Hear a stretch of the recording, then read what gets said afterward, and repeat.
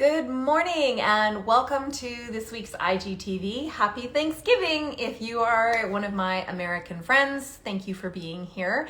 Today I'm talking about family, holidays, and togetherness and all of the values and conflicting boundaries and discipline and everyone's opinions and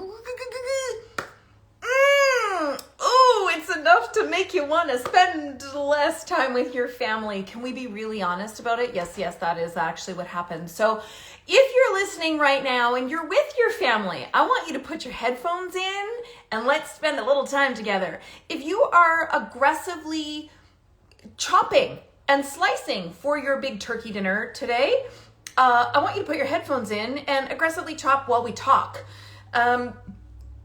Let's get into what is going on and how to navigate this very sticky time with family where you've got your teens, maybe your kids, and you're with extended family, or maybe your extended family's coming over and there is all of the opinions and the judgment about how your parenting isn't right. Yeah. We're not even getting get into your food and how you cook the turkey and you didn't do whatever. All of the judgment about your parenting. Or if your family's coming over, this afternoon, turn the volume up on this while you run around the house and do all the crazy things that you're trying to do to make it be an amazing time. Let's do this. All right. My name is Allie Payne. I am a certified life coach, certified relationship systems coach, one of the first 70 people in Canada to hold both designations. I have been working with parents of teens and tweens and young adults for the last 16 years to support them to end the painful disconnection, the baffling blow-ups, and the very stressful silences, rude back talk, all of it, to create lasting, healthy relationships built on mutual trust and respect, and therefore a healthier and deeper connection. If this whole holiday thing has got your knickers in a knot, let's dive in, shall we? Okay, so as I said, maybe you are currently doing all of the chopping and the getting ready for your family to come over. Maybe you and your family today, and again, happy Thanksgiving if you're in the United States, and celebrate that. Maybe you don't celebrate it. That's good too. Maybe you are at extended family's home and you're all doing all the things, getting everything ready for this apparently incredible dinner that's supposed to look like some kind of Instagram or social media, Facebook family where everyone is smiling and grandma and grandpa are enjoying lots of love and affection from your children, who are, of course, completely compliant and obeying every single word that you say. You are, of course, cool as a cucumber and in authority over your children, who are not running around rambunctious, knocking things over at grandma and grandpa or Aunt Edith's house, and are playing quietly at a table or doing their homework on the holiday. Yes. If any of that is happening for you right now, you just let me know, because I don't know who that's actually happening for. It's a load of crap that you've been sold that is actually what a holiday is going to look like. Load of crap. Complete load of crap. It's not happening. So, can we be real for a sec? Okay, so here's my experience. So my oldest son has autism spectrum, ADHD, and I don't know about you, but I'd never parented. He's my first, and I'd never parented a child with autism, ADHD, let alone been a parent at all. And also at the time I had undiagnosed ADHD. So there was a lot of hot messing, just a hot mess. And the times where we spent the holidays at extended family were probably the hardest for me. They were the very hardest. Because generational expectations, which does not make grandparents bad people, okay? But generational parenting, generational expectations were very different. Our parents, their parents, your grandparents, your kids' grandparents were raised in a time where behavioralism parenting was really in its heyday, which PS, that's parenting 1.0, and was actually disproven by 1965. That's right. Disproven by 1965, but still very prevalent because that's what was normal for your grandparents or your parents, where the thinking was that immediate and complete obedience meant that you were a great parent, and the two were conflated, that parenting was equal to morality. So you were only a good and upstanding person and parent if your children were absolute obedience to your every word. They were basically robots. They did not have feelings, let alone big feelings. They did not have escalations. They did not act out. They did not speak out of turn. No, they were just basically dolls because it's not real. But that was the expectation, and it was absolutely reinforced. Oh, hi, Anita. That's awesome. This was reinforced in television, movies, media of the time. Think of like the whole Mad Men time, like the 60s, right? It was also the industrial era. So anyway, lots of reasons why this behavioralist thing, horrific, not true, wildly disproven way of thinking is still very prevalent today for your parents and or your grandparents, okay? So the expectation is that your kids are supposed to be that for their grandparents or their aunts and uncles. They are supposed to 100% and without exception kowtow to all authority over and above them, meaning their grandparents, aunts, uncles, whatever. They are supposed to be immediately compliant and never have emotional expression or anything that seems out of line. And they are supposed to be wildly excited and affectionate with the grandparents. Your kids are supposed to come running to their grandparents with desire for physical affection and exalting, if you will, exalting the grandparents or aunts and uncles, whether this holiday event is at your home and grandma and grandpa are coming in the door, or whether this is at grandma and grandpa's house or aunts and uncles' houses. Your children are to exalt all other family members and want physical affection and eagerly and excitedly, enthusiastically welcome these people into their space, whatever that looks like. Sadly, doesn't happen. So my son with autism, ADHD, had a personal space boundary of about 50 feet. I kid you not. That's really difficult when you're in the same house with someone, a child, 7, 8, also as a teenager, okay, who they originally thought that my son might have Asperger's, that has a personal space boundary that is larger than the house itself.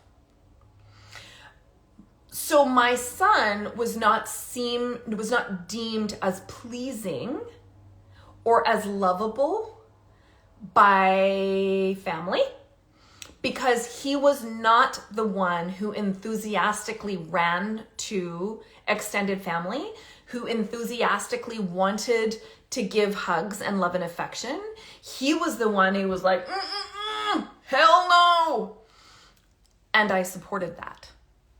I 100% supported that. And so there's this way, I think, that when we're with family, whether it's your kids and it's nap time, or whether it's your teens and their time on technology, that there's this constant ridicule, criticism, judgment, shamey, condemnation, contempt undercurrent when you're with family that you are responsible for.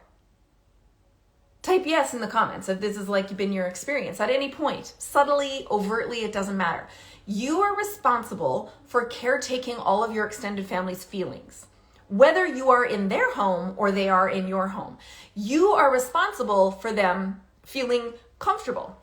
And that means you are responsible for somehow controlling or changing your child or your teen's behavior to meet the emotional needs of perhaps emotionally immature people in the same space. Yeah. So what you end up doing is this, which I did too, is because I grew up in an environment where shame and guilt were very normal, I would allow that shame to come on me, and feel responsible. I would encourage my son, although I never forced him, but I would encourage my son to behave in ways that he naturally and normally felt uncomfortable with in order to please other people. I would do unnecessary apologizing when almost every single time, every single holiday that we were with extended family, he would have an episode. He would have an anxiety attack. He would have an episode of shutting down. We called him the eyebrow. He would just get he was normally a lovely, light, inquisitive child, and he would just get shut down. Why? Because he was totally overstimulated, way too much going on for him. And so it never worked. So what ended up happening is my extended family would really, for the most part, see this version of him, which had them feel very uncomfortable because they didn't feel loved, you see. They didn't feel as though they mattered as much. And somehow, not only was that his fault, but then it was my fault because I am the F up parent. I am the parent who's obviously failing. I'm the parent who's not requiring him to do what he should be doing. And now I'm also the parent who is at some point obviously coddling and pandering to his emotional experience, which is way out of line. How did I think that was going to prepare him for the real world? Scoff. Insert scoff. Okay. So the more I learned about my son, and I spent 7 years, so my son was born different. He was different from the time he was 18 months old. I'm like, this kid's not like other kids. Something is going on. And he wasn't, until he hit school, we were doing okay in my own home. We were doing okay. And then he hit school and the overstimulation at 5, and he was finally assessed. I think he was 7.5 or 8. And then it just got all worse from there. So for much of his childhood, this went on and then I would get whether it was me, because he needed a very high level of structure. He needed a very, very high level of structure. And when we're out of our own environment, it was very difficult to provide that unless it was as a child with his nap schedule. And that was something that was non-negotiable for me. I was just not willing to do it. When we were in our own home, it was easier for me to maintain some of the structure and to allow him to have constant alone time with all the people going on, but just harder to maintain the structure that he required with the very overt and sometimes subtle expectations of how he was supposed to be responsible for other people's needs. And then boundaries, right? I would catch myself doing things that were out of character for me and felt wrong in my value system, not legally wrong, but did not feel good or right for me and my beliefs or my value system. And I would be confusing my kids because I was not being the parent that they knew and felt safe with, whether I was messed up or not. Familiarity is safe. They felt safe with at home. Now I was a different parent around extended family because I was trying to compensate for this level of shame and expectation that I was allowing to be put on me. So I was creating confusion. I wasn't being authentic to myself, so it felt even worse. I wasn't advocating, I want you to hear this, I was not advocating for my kids in a way that they deserved.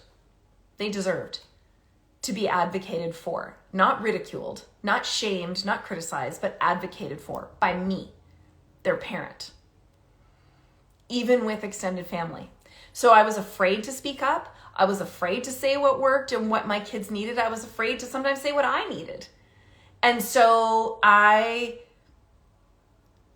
was also setting a precedent with extended family about what they could expect from me, about how their inappropriate and unnecessary expectations, shame, condemnation, criticism was okay, and that it could inform or change how I would behave. So I was setting that precedent with them, which also didn't work. Seriously, you guys, type a yes in the comments if any of this sounds familiar to you. Okay, so that's what was currently going on.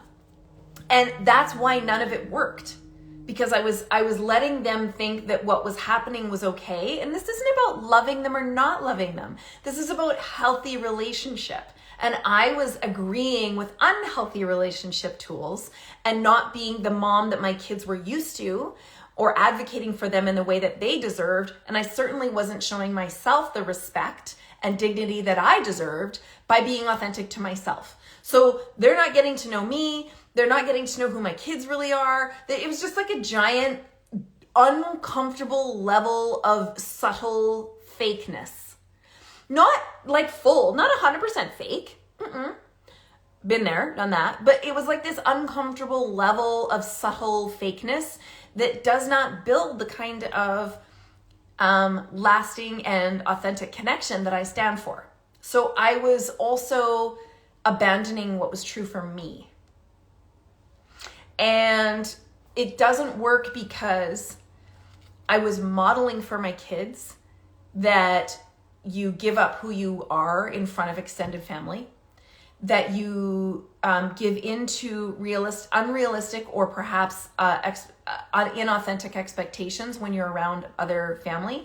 I was showing my kids this weird mom version of me that they were to expect when we were around extended family, that everything that I was raising them under that felt good and right, and even though it was messy, and I certainly was far from perfect in figuring out this whole how to raise an autistic kid thing, even though we were doing that at home, they were not to expect that from me outside of the home around other people.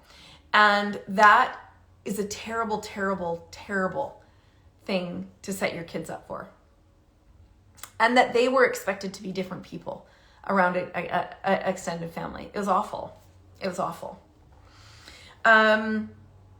So here's what I want to offer you today on Turkey Day in Thanksgiving, United States. If you celebrate that, I want to let you know that you are worth the discomfort of setting boundaries with your family, whether it's in your home or in their home. That as much as you may have been taught to believe that setting boundaries is mean, it is selfish, and it is disrespectful. Those were the three that I was taught. None of those are true. You see, the people who have the hardest time with you setting boundaries are the people who benefited most from you not having them. So if you think of a relationship as a scale, now relationships are never really equal. They go through seasons, like they're fluid. That's how relationships work, right? But as far as a relationship where you are allowing someone else's emotional needs to be more important than yours, to the degree that you are now abandoning yourself and operating in a way that feels inauthentic, that is not a healthy relationship. Please don't kid yourself. That is not a healthy relationship. That is a relationship that is wildly out of balance.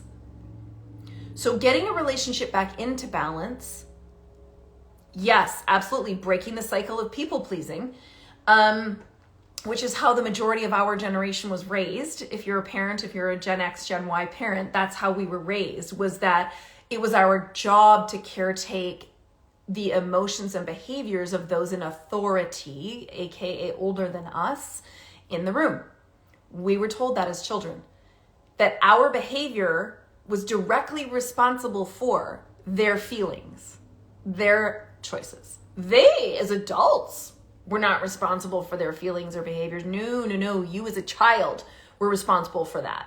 It's bullshit. Also scientifically proven, untrue, and called codependency. Yeah. So we're not going to do that with our kids, right? We're not projecting our emotional needs or dysregulation as our children's responsibility. So let's not continue to do that with our loving, well-intended parents or grandparents, okay?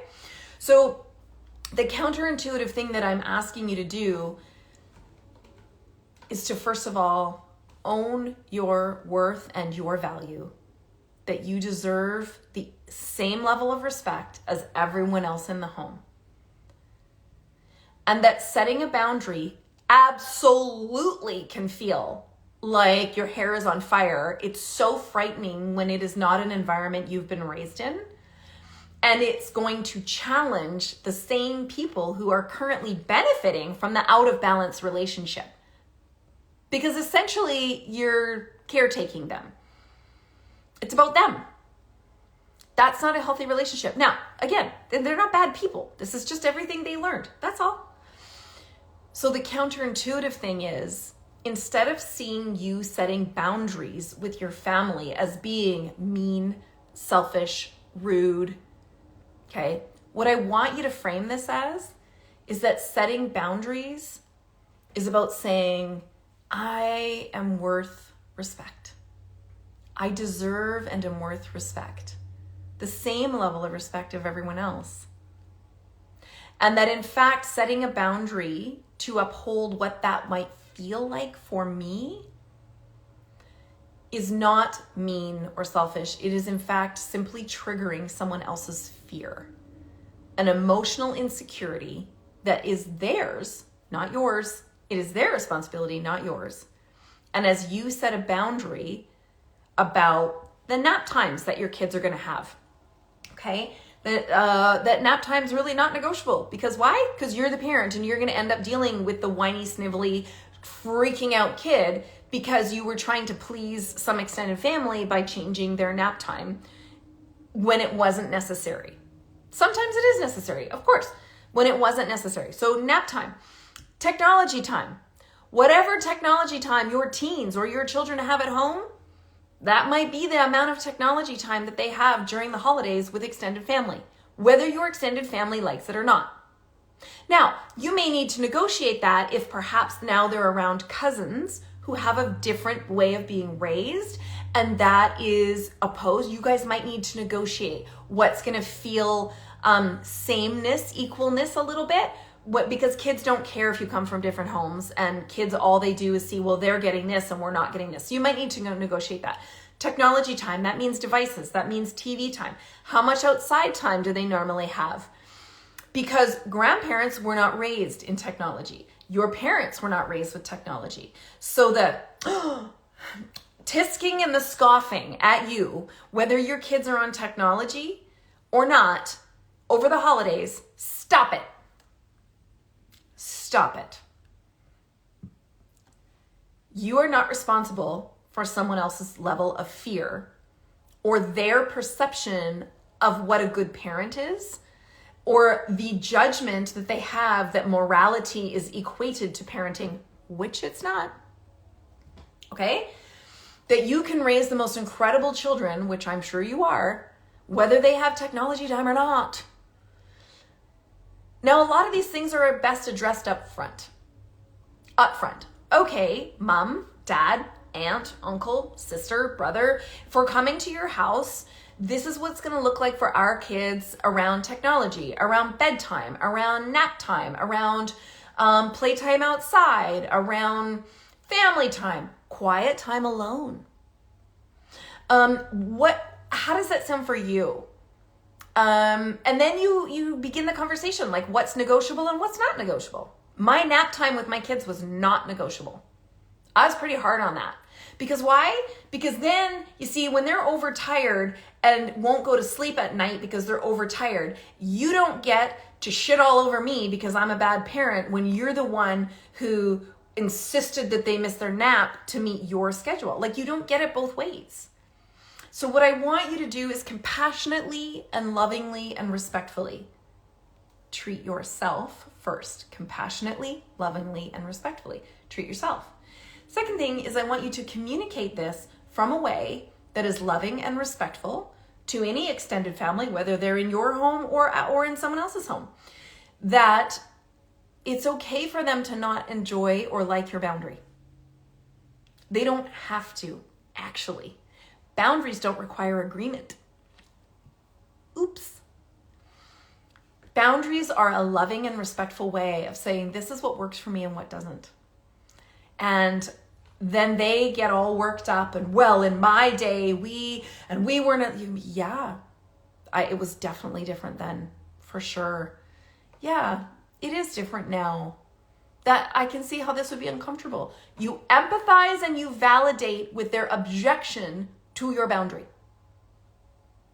Does that mean you're changing your boundary? That's a hail to the no. Does it mean you are being rude or disrespectful to their reaction? No. Are you allowed to have a boundary around their reaction? Well, I can't believe that you're doing blah, blah, blah, blah. Yes, you're allowed to have a boundary and say, excuse me, it is not okay for you to treat me with disrespect about anything really, but how I'm parenting my children. I am not telling you how to run your house, how to live in your house, how to live your life. I'm not telling you that, nor am I judging and criticizing how you do it. So that it doesn't work for me. This is what works for me and this is what doesn't as far as parenting my children. You are welcome to dislike it, because what's happening is you're triggering fear. You're triggering a fear in them because you're operating outside of a very familiar and well-ingrained paradigm that they grew up in, that they know. And when you, as their offspring or relative, operate outside of that paradigm that they know and feel safe in, you want to bet that triggers all of their fear. All of it. Well, what if people find out that my relative is raising their kids this way? And what if my friends find out that I allowed that in my home? What would they say? And it's all of that. And that's very real.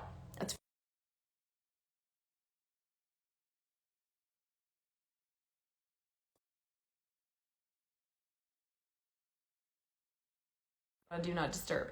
Anyway, so what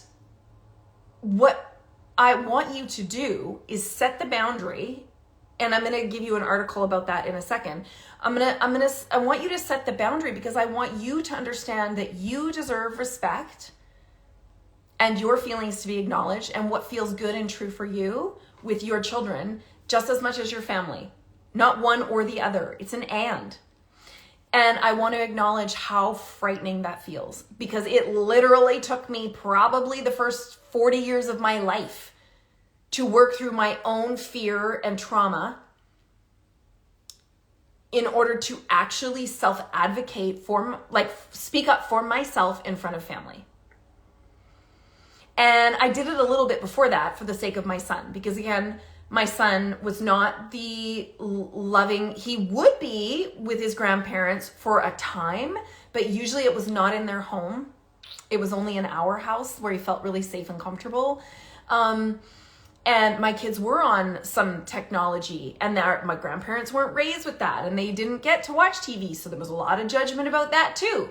No, you just keep your judgments to yourself. Thank you very much. I'm parenting. And here's the last thing I want to say about this. When you are in a parenting moment, because it happens, your kid freaks out, your kid has a blow up, they have an escalation, your teenager talks back to you in front of family, and they're like, oh, I can't believe you're allowing that. Or they come in and try and undo what you're doing, especially with children.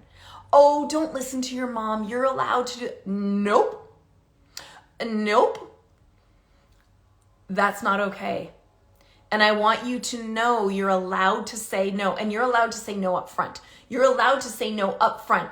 It won't work for me to come to your home or to have you in my home if you're going to try and undo my parenting because it feels uncomfortable for you. that just won't work for me. I respect that we were raised in very different ways, and I have no beef with that. Different is okay. Different can also feel scary, and that's all right. I acknowledge that.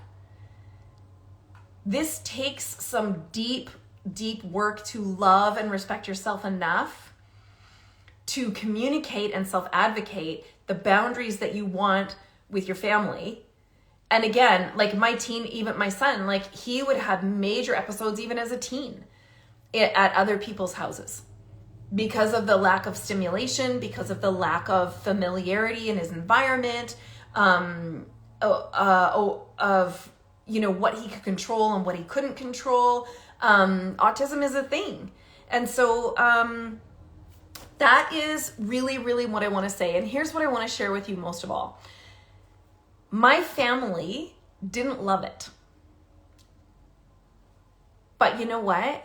My sons are 20 and 22. And although that was very difficult for me to learn to do and to do with people that I love, and I wanted to have a relationship with, and I wanted my kids to have a relationship with, my relationship with those other adults, because I was an adult, my relationship with those other adults is better now that my kids are grown because I set those boundaries then. There's more respect in our relationship. I have invited those elders in my life to set boundaries with me and said, cool, totally get it. That doesn't work for you. Thanks for letting me know. I'm inviting them to the boundary game. I'm making it normal to self-advocate. I'm making it normal to build respect using boundaries, which is actually what they're for, not think and can perpetuate this BS lie that obedience and compliance are respect, because actually they're not. If you look up the definitions, they're completely opposed. To redefine what respect looks like and to know that we won't always agree, and that whether I'm in your home or whether you're in my home, there is no absolute authority game that I'm playing. I'm not playing that game. I'm playing the relationship game. And that's messy. And I am okay with it. I will hold space for that discomfort. I will hold space for them to speak up for themselves. I will encourage it. And so we have better relationships now. Here's what else I'll tell you. My kids feel safe speaking up for themselves in front of family, because I modeled that for them. My teenagers and my children feel safe advocating for themselves in front of other elders and family members because I modeled that. So they will say when something works for them, it doesn't work for them in front of a family. And why is that important? Because they do have great relationships with that extended family because of the level of respect, because they feel safe and respected around them, because they've known that it is safe and okay to communicate that. And the elders have been like, oh, okay, they don't like that. Oh, they like that. Okay. And so there is a level of respect, that not expectation. There's a level of respect in that relationship that has been set up for them to have a better relationship with their elders, because that was modeled and normalized for them. Because I know this is going to sound boastful, because I did the very freaking hard work of healing myself enough to self-advocate, to speak up to my elders in a way that is kind and respectful, and model that for them. And that's why I want you today on American Thanksgiving to start leaning into what would it look like to respect yourself as much and equally as anyone else in the room or the house, and stop playing this game of inauthenticity by kowtowing to expectations that weren't right in the first place, whether that was normal in anyone's generation or not. They love you. Your family loves you. I know they do. And are they going to struggle with it? Yes. And are you going to love them through that struggle? Yes. Does it mean you're going to treat yourself with disrespect and continue to model for them that is okay? No. Does it mean you're going to continue to perpetuate kowtowing to unrealistic and inauthentic expectations to elders, are you going to model that for your children? Because what you don't manage now in your lifetime, you are passing over to your children to manage. And it will disable the relationship that they have with elders in their family, your children and your teens, when you don't model this. So I'm not trying to make this all a heavy thing, but I'm going to go back to you are worth this. You are worth the same level of respect as anybody else. So I hope you all have an amazing holiday that is free of bullshit expectations, even if it's just not having turkey and you eat pizza. I don't care. But what I hope most of all is you do the holiday in a way that works for you and your family. And even if it's hard, you can do that in a way that involves extended family, and you perhaps start to shift some traditions and expectations into more realistic, authentic, connected relationships. If this has rung a bell with you or resonates with you, type the word family in the comments once I get this posted. I have a full video and a full article that walks you through this, and I'll make sure that you get it. Just type family below and I'll make sure that I get you that link. Thanks for joining me today, everybody. Mwah! Happy holidays.